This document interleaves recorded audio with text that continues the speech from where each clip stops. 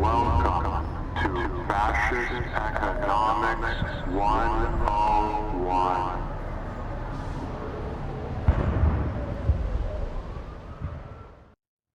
At this moment, the United States is sliding into fascism. In particular, the United States economy is transitioning away from a capitalist economy to a fascist economy. This is going to have massive consequences throughout American society. In this episode, I'm going to provide a framework for understanding fascist economics. Now, this will just be the framework. This won't be the episode where I go through the evidence and prove each part of it out. I'm going to do that and quite a bit more in future episodes. That said, I will sprinkle a few quotes and historical facts here and there for flavor. I'm going to get very briefly into fascist ideology, just enough to help us understand the fascist economic perspective. Then I'll give a structural overview of fascism in terms of why we're seeing it in a Western capitalist context. And then we'll move into the good stuff, a framework for understanding fascist economics. Just as a trigger warning, this podcast and this episode will involve discussion of Nazi Germany. I provided an explanation of why this is necessary and how I will approach this in the previous episode if you would like to refer to that. Okay, let's start to get into it. Fascism is a system of political, economic, and ideological elements, much like capitalism, communism, and socialism are. Fascism is best known for its political and ideological elements, which include dictatorship, nationalism, militarism, and an emphasis on traditional values and traditional societal roles. At its core, fascism is the ideology of the bully. It is the belief that everyone is the hero of their own story, that power is about subjugating those who are weaker than you, and that what people want deep down is a heroic struggle. On the economic side, fascism involves the domination of the economy under the state. Ideologically, this is justified because to fascists, governments are an extension of every citizen's individual power. By this line of fascist reasoning, it's natural that the government dominate the economy because, in the view of fascists, that's what the government's power is for, to dominate all aspects of society. For the state to dominate the economy, governments use corporations and other private organizations as tools. This is why fascist economics is also called corporatism. This aspect of using companies for economic domination was so important to Mussolini that in his 1927 labor charter, Mussolini wrote, "The corporations are recognized by law as organs of the state." And as Mussolini said in his 1930 speech to the National Assembly of Corporations, either the fascist state is corporative or it is not fascist. Now, that's the political ideology, but let's talk about what it is that fascist economics is trying to do on a structural level, putting it into the context of Western capitalist societies. The theory I'll be drawing from for this next section will be selectorate theory, and I'll talk more about that in future episodes. First, I need to define a term. Authoritarianism is a blanket term for whenever power is concentrated in the hands of a leader in a non-democratic society. In terms of what makes something democratic in the first place, democracy is more than just voting. It's an entire political perspective on what's important for a good society. Democratic values are not about being American. There are many democratic societies throughout the world. Democracy means believing in values like freedom, equality for all, justice with no one above the law, the acceptance of diverse viewpoints in society, tolerance and respect towards different ideologies, races, religions, and groups of people who might not be like you. And because of all this, the belief that everyone should be able to participate in making political decisions. This is democracy. So, if you don't have a democratic political perspective, you're non-democratic. If you're non-democratic and you believe that power should be concentrated in the hands of a leader, you're authoritarian. Now, let's look at this structurally. Although there are many roots to fascism, fascist economics is basically what happens when you make an authoritarian government in a country that has a Western capitalist context. Now, to unravel this, let's ask ourselves a question. What forms of authoritarianism can successfully be implemented in a Western capitalist context? To answer this, let's take a look at different kinds of authoritarian governance. Let's start with the pure kind of authoritarianism. What does a pure, perfectly authoritarian country look like? Well, it's a poor country that, nonetheless, has enormous natural wealth in something high value like diamonds or oil. But that just begs the question, how does a country have valuable natural resources while being poor at the same time? Well, what's actually happening is that the government is stealing it. None of that wealth is going back to the people of that country. Government-owned companies are extracting those natural resources and selling them internationally, and the proceeds are going directly to government ministers. In democratic societies, we'd call that corruption. In pure authoritarian societies, that's called business as usual. And the government keeps the population poor and uneducated. Why do they keep their people poor and uneducated? Because otherwise, the people would band together to keep government ministers from enriching themselves on resources that rightfully belong to the nation. Poor and uneducated people can't oppose the theft of their national wealth, the diamonds and oil, as well as the rampant theft of personal property and worse.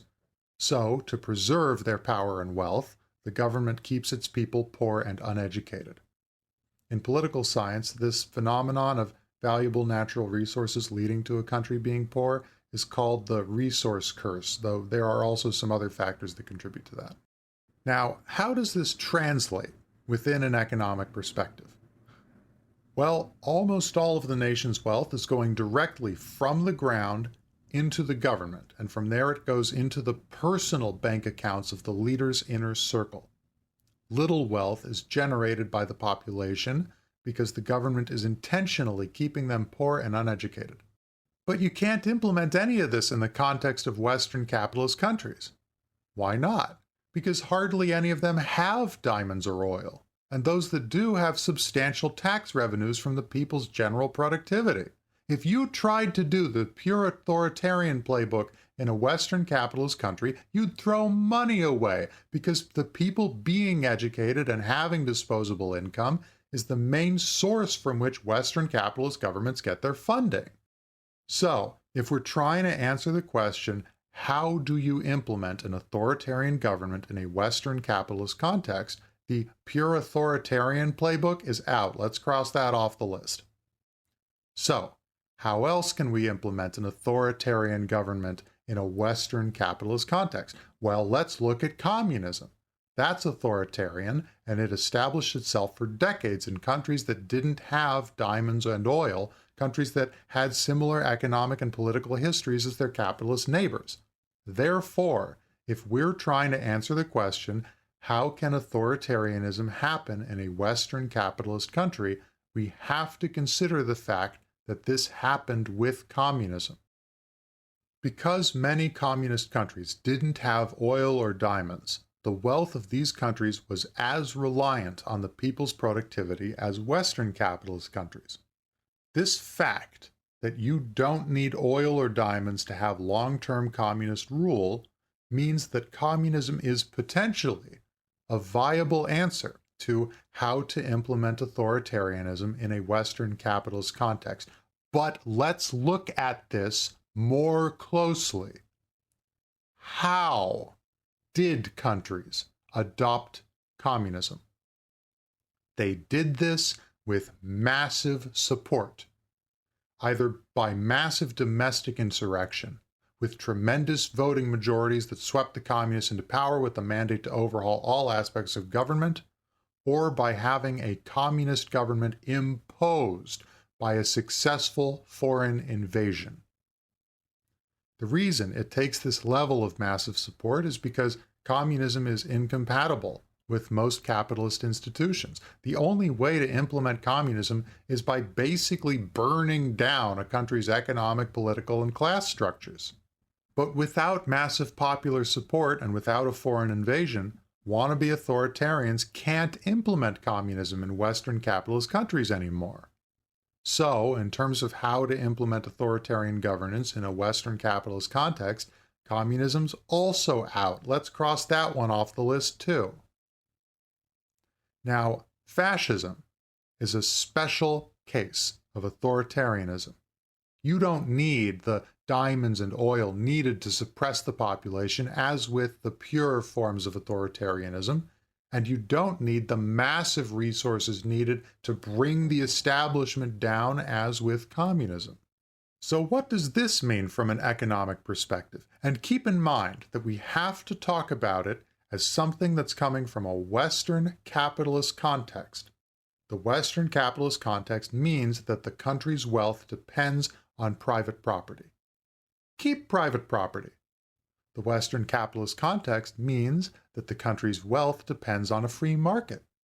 Keep the free market. It means that the economy is made of a dense network of financial institutions. Keep the financial institutions. The only change is that severe government regulations will subjugate economic activity under the state. It means that companies, financial institutions, and all other areas of economic life will be hijacked to further the political and ideological goals of fascism. Capitalists love fascism initially because it preserves many aspects of the system of capitalism. Additionally, fascists promise that if the capitalists get on their good side, that they will be the big winners of the new fascist economic system. However, these are generally false promises. Fascist tactics to secure economic domination include imposing tariffs, taxes, and regulations designed to suppress all but a few chosen companies. They tend to make entrepreneurship illegal outright as well. All these actions make the country poorer and sacrifice the hordes of capitalists who supported the fascist rise to power. That's it for the structural context of what fascist economics is trying to do. Let's get into the good stuff.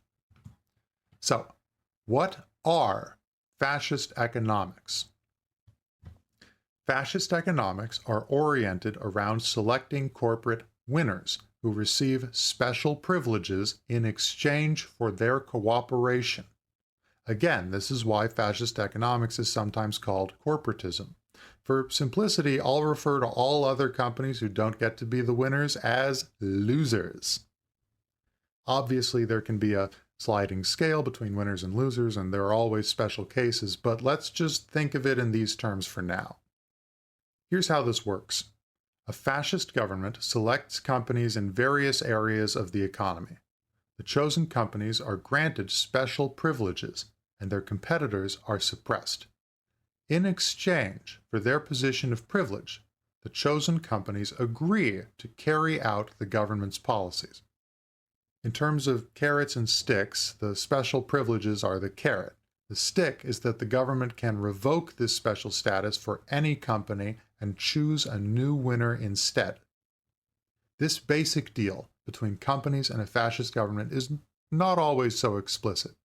Fascist Italy forced this deal on the business world, but in Nazi Germany, big business and the Nazi Party approached each other as equals, seeing this arrangement as mutually beneficial.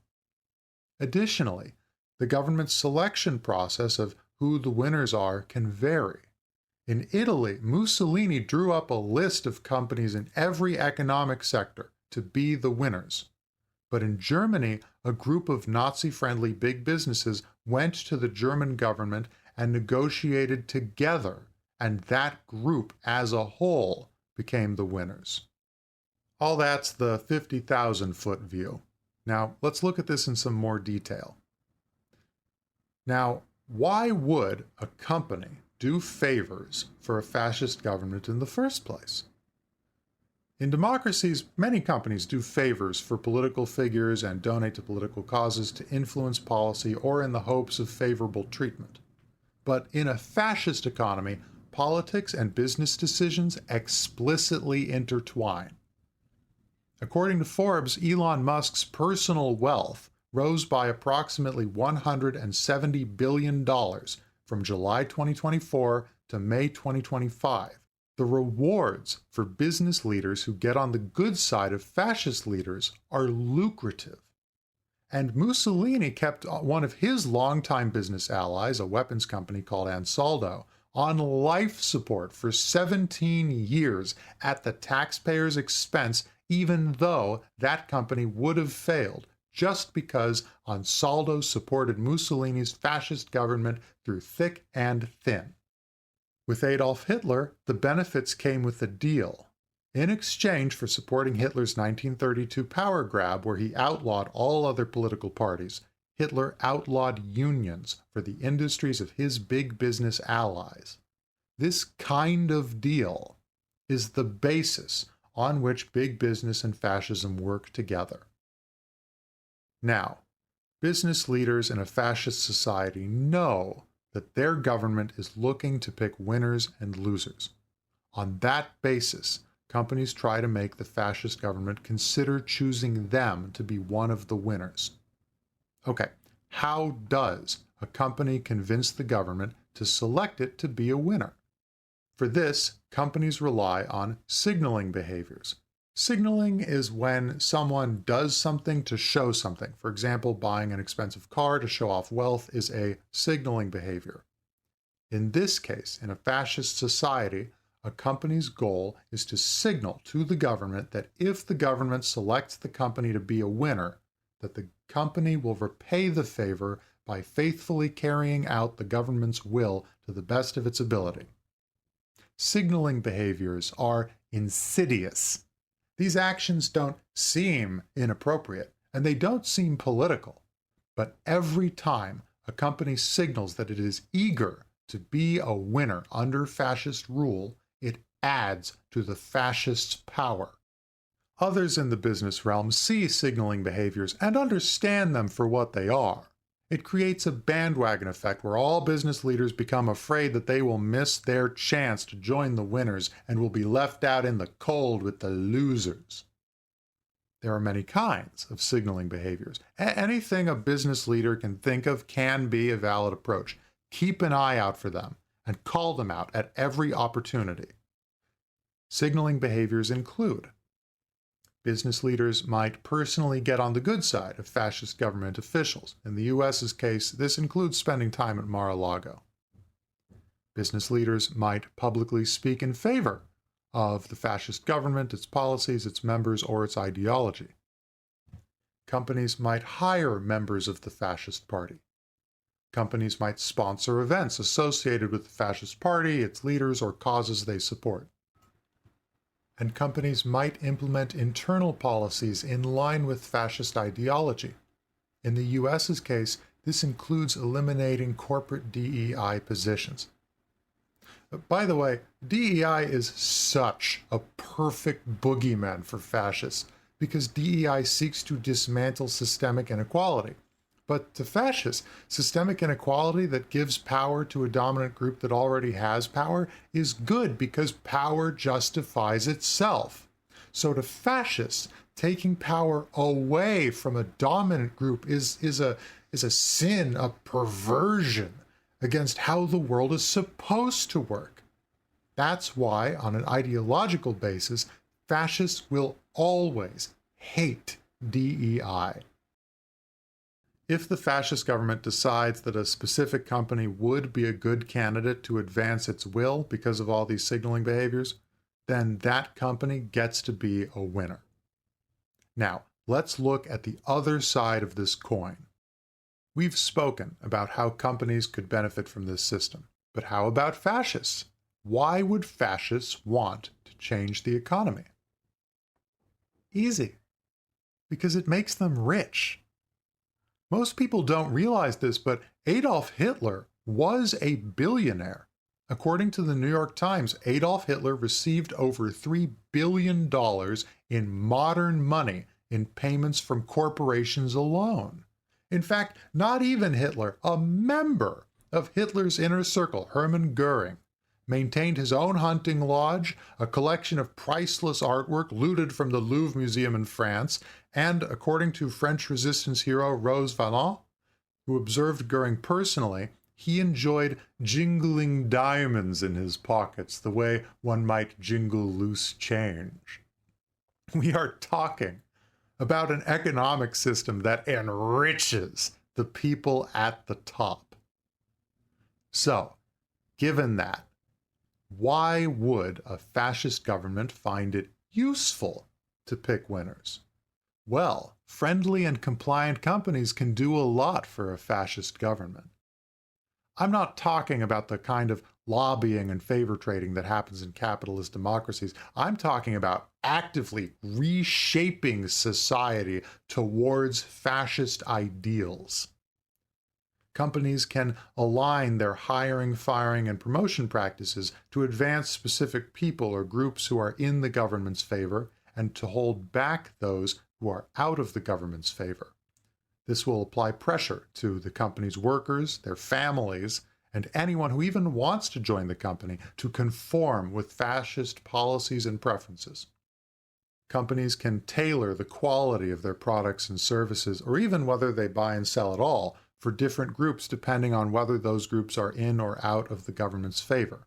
This will reward groups that are in the government's favor and punish those that are out of favor. Companies have money and can act philanthropically, funding services for their communities through fascist-run initiatives. This will reduce the need for government-funded services, which reduces the necessary tax burden and can shore up support for the fascist government. Additionally, showing that companies can succeed under fascist leadership supports the fascist government's claim to legitimacy. It supports the fascist ideological image of economic strength and prosperity. However, much of this image will be built on a lie. The winners in a fascist economic system will experience substantial growth, but only because the government will suppress their competitors, the losers. How do fascist governments punish the losers? Well, there's always outright illegality. If a fascist government chooses a car company as a winner, they can say that it's illegal for anyone else to found or run a car company and give out fines, jail time, and worse for anyone who tries. This grants the winners a complete monopoly or monopsony within their sectors. Just to clarify terms, a monopoly is when there is only one seller, and a monopsony is when there is only one buyer. In both cases, they can set their own prices because there's no one else for the other party to buy from or sell to, respectively. That's for monopolies and monopsonies. Monopoly, one seller, monopsony, one buyer. Even if competition remains legal, fascist governments can steal from the losers. The economics term for this is expropriation. It might sound unthinkable, but a government can allow one company to steal the property of a rival company. They'll have a police escort and everything. And even if a fascist government is unable or unwilling to use these harsher methods, they still have plenty of options. Tariffs, especially broad tariffs, increase the cost for any business that relies on imports. Naturally, winners in a fascist economy will be made exempt from the tariffs that their competitors must suffer under. This is where the Trump tariffs come in. The winners will be granted tariff exemptions, and the losers will have to pay high import costs. This is a political move to put Trump's business allies in an advantageous position over the rest of us, the losers. Excess regulation is another favorite tactic for fascist governments to punish the losers. When governments impose harsh rules on businesses that are expensive to comply with, some companies might have to close down if they're unable to pay. And look at what the Trump administration is doing to Harvard, my own alma mater. I don't know how that situation will resolve since they're fighting everything in court, but if the Trump administration wins, they'll keep Harvard from being able to enroll international students, about 25% of their total student body. This is what it looks like when a fascist government uses excess regulation to punish the losers. Naturally, the government will make their winners exempt from these regulations. And then there's the suppression of entrepreneurship. By definition, any little company exists beyond the periphery of the winners. This can't be tolerated. Fascist governments tend to make small businesses illegal for this reason. So, what is the effect of all this on the economy, the wealth of the nation? It's pretty bad. It's real bad. The winners, at least, will have a fantastic time. Without facing full competition, the winners will thrive. In the mildest cases, all their competitors will find it more expensive to operate, meaning that their growth will be slowed. In the most extreme cases, the winners will enjoy a complete monopoly or monopsony and be able to set their own prices at the expense of everyone else. Make no mistake, everyone else in the economy will become poorer as a result of these economic changes. Monopolies and monopsonies are bad for the economy. That's why unfair monopolies have been illegal in the United States ever since 1890, when Congress passed the Sherman Antitrust Act. Prices for goods and services produced by the winners and losers alike will be much, much higher. Having to spend money unnecessarily like this will make the nation poorer. Now, how will fascists portray and justify these economic actions to the public? Well, for starters, none of this will be justified with the usual capitalist assumptions. In capitalist ideology, capitalist economic actions are justified by going to the public and saying, our actions will make your lives better. With capitalism, everything will be cheaper and easier. These are not the selling points for fascism. To fascist ideology, wealth and ease are outweighed by the desire for a heroic societal struggle. It's no coincidence that Adolf Hitler titled his book Mein Kampf, My Struggle. Fascists yearn for a kind of moral purity, especially the kind that comes with hardship, or what they can tell themselves is hardship. So the fact that fascist economics makes the overall country less wealthy than capitalist economics actually works for them. Fascists get to spin the struggle of financial hardship as a positive. Here's what you need to listen for to identify fascist messaging. Fascists will say that even though everything is more expensive, even though unemployment has skyrocketed, even though good companies are going bankrupt, that fascist economics are justified on the following basis.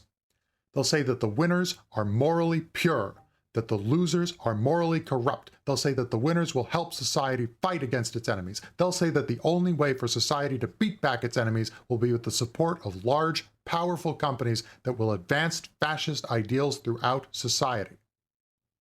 This messaging pushes society in a fascist direction. It's our job to call out these assertions and point out the mistakes they're making. That our society doesn't require the fascist brand of moral purity.